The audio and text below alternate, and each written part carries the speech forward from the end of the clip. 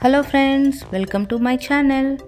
ఈరోజు మీ అందరి కోసం మందార చెట్టుని పెంచేటప్పుడు ఎటువంటి కేర్ తీసుకోవాలి అండ్ మందార పువ్వులు ఎక్కువ పూయాలంటే ఏమేం చేయాలో అండ్ వీటన్నిటితో పాటు మందార చెట్టుకి మనకి ముఖ్యంగా ఎక్కువగా వైట్ కలర్లో మీలీబగ్స్ వస్తుంటాయి కదా.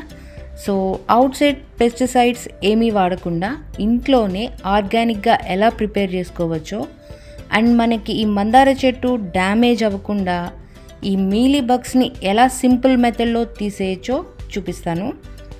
అండ్ ఇవన్నీ తెలుసుకునే ముందు నా ఛానల్ని ఫస్ట్ టైం ఎవరైనా వాచ్ చేస్తున్నట్లయితే తప్పకుండా సబ్స్క్రైబ్ చేసుకోండి. సో ఆలస్యం చేయకుండా స్టార్ట్ చేసేద్దామా? Let's start.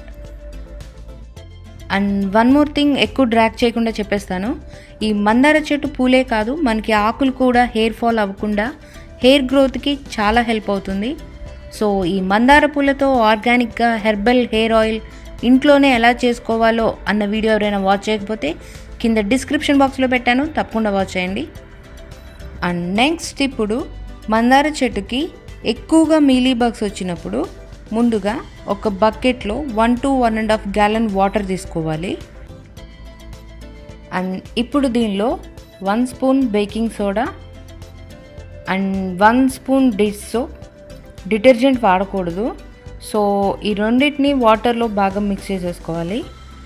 మనకి పెస్టిసైడ్స్ ఎప్పుడూ కూడా ఈవినింగ్ టైంలోనే వాడాలి. సో నైట్ అంతా కూల్గా ఉంటుంది కాబట్టి ప్లాంట్స్ అన్నీ డీహైడ్రేట్ అవ్వవు. సో ఇప్పుడు ఈ వాటర్ని ఈ స్ప్రే బాటిల్లో పోసేసుకుందాం. ఊప్స్, అయ్యో, ఇప్పటివరకు మా అమ్మాయి ఈ బాటిల్తో ఆడింది. So I think spring action పోయినట్టుంది. It's okay.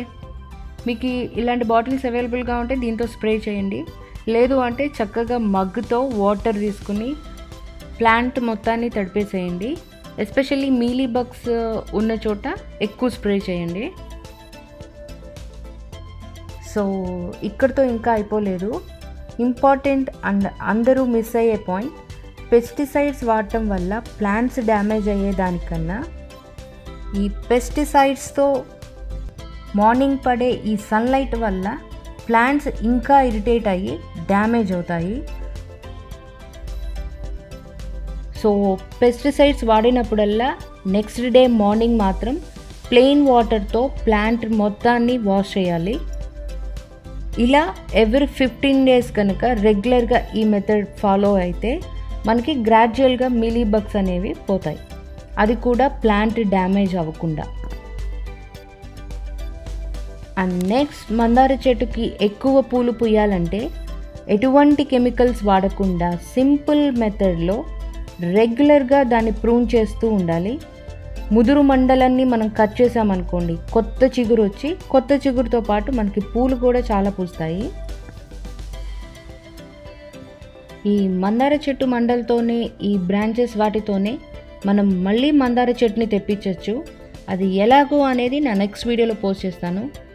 సో నేను రెగ్యులర్గా వాడే ఈ మెథడ్స్ అన్నీ కూడా మీకు కూడా హెల్ప్ అవుతాయి అనుకుంటున్నాను. ఐ హోప్ మీకు ఈ వీడియో నచ్చిందని అనుకుంటున్నా. నచ్చితే ఏం చేయాలో తెలుసు కదా.